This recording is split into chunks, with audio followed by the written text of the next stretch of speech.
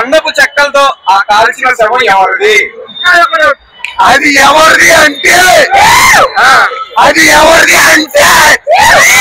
First half లో మనకు చూపించారు.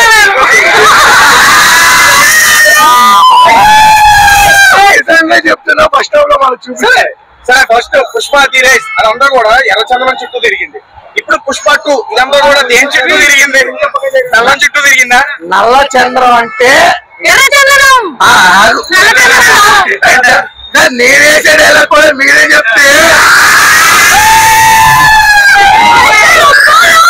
కాదు. తెల్ల మాట వింటే ఎలా ఉంటుందో పుష్ప చెప్తాడు. మీ ఆడవాళ్ళు కూడా మమ్మల్ని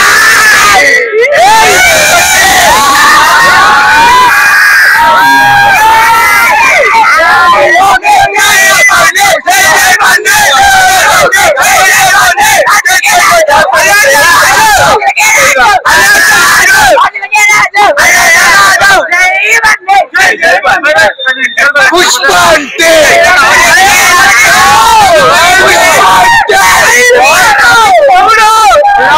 కాదు.